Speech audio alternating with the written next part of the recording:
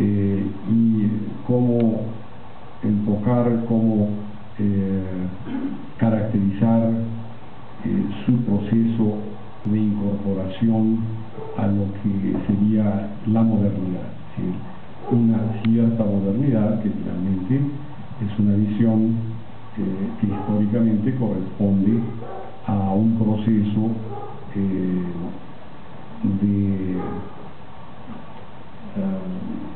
un proceso histórico y social conducido y orientado en el mundo occidental. Poco tenemos todavía realizado por cuanto a las tentativas de buscar y rescatar puntos de identidad con otras áreas geográficas del mundo, precisamente por la particularidad, el tipo de inserción en la globalidad que ha ido conduciendo a nuestro país en los últimos 2 o 3 décadas. Entonces, me parece que el punto de arranque es los 2 grandes proyectos de nación que se confrontan en nuestro país. Por una parte, estaría, como sabemos, por lo menos en los últimos 4, 5 gobiernos, el punto de vista y todo el enfoque del neoliberalismo en México, y frente a eso una resistencia social y popular que ha ido conformándose y que ha ido traduciéndose en acciones sociales y civiles y desde luego políticas que estamos todavía en las cuales estamos todavía inmersos. Cuando arrancó el ciclo, a mí me pareció especialmente interesante la ponencia de Lorenzo Meyer. Hizo una amplia descripción, claro, en los grandes rasgos de lo que sería el proyecto nacional. Él se preguntaba si ha existido en México un proyecto nacional, ¿sí?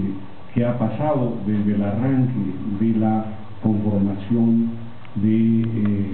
la identidad nacional en este país y en qué punto estaríamos ahora. Entonces, él hace pues con su visión de historiador va trazando un recorrido de qué pasa por lo menos en la reforma,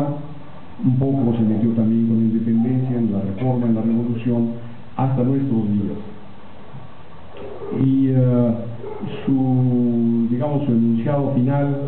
su conclusión va en el sentido de que no hay un solo proyecto de nación, es decir,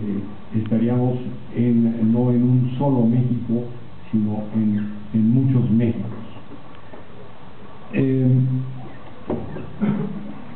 A mí me parece que sobre este punto sí valdría la pena señalar que si bien esta etapa neoliberal en México corresponde a un proceso que por lo menos, si no se inicia, digamos, formalmente, sí se refuerza muy poderosamente, por lo menos desde el arribo al poder en los Estados Unidos de Reagan y coincidiendo con Thatcher en Inglaterra. Hay a partir de ahí toda una estrategia económico-política que va a tener un gran impacto en el conjunto de la geopolítica mundial. Llevará no solo a la caída del muro de Berlín, sino a la desintegración de todo lo que fue el bloque socialista y a una recesión, digamos, de todo lo que sería el avance desde la Revolución de Octubre hasta la Segunda Guerra, y todo lo que alcanzó a ser un avance del socialismo a nivel mundial. Bueno, pues a partir de estos años 80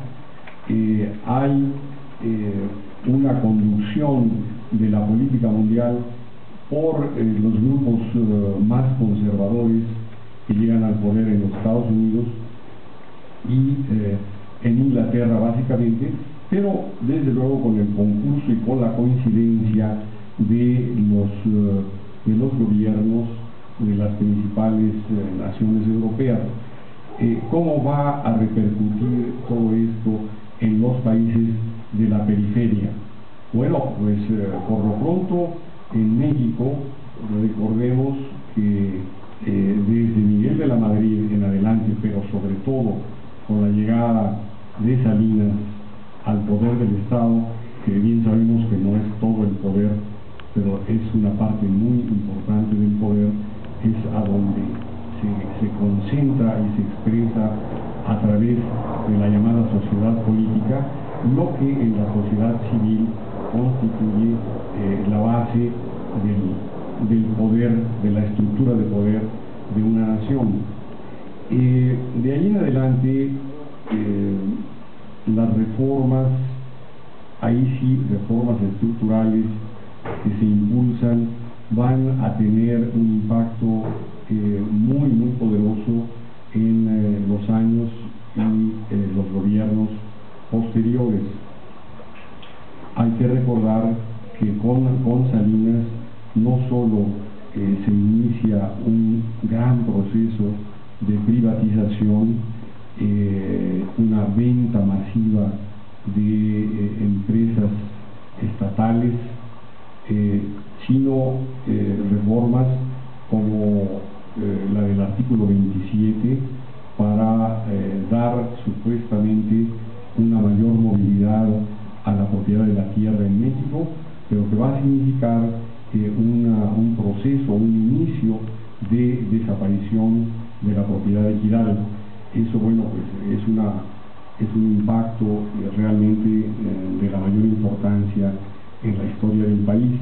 Pero también hay una reforma para restituir relaciones diplomáticas, léase relaciones políticas con el Vaticano, y darle nuevamente a la Iglesia en México un estatus que le permite nuevamente incidir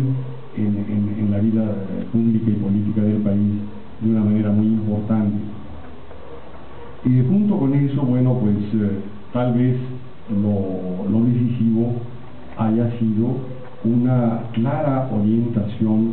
pues a partir del llamado consenso de Washington, una clara orientación de la economía mexicana por las vías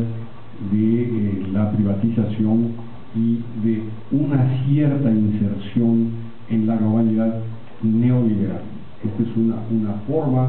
de denominar lo que en la realidad es una nueva etapa de expansión del capitalismo, del imperialismo, del neocolonialismo mundial. De manera que la acción emprendida por Salinas, pues hay que decirlo, con un fuerte liderazgo, me parece que seguramente será de los últimos presidentes de México, como en su momento lo fue Miguel Alemán, quien permanecerá con este perfil y con estas características como uno de los grandes conservadores de México, que logró llevar adelante y echar las bases para casi, diríamos, consolidar este nuevo modelo de nación.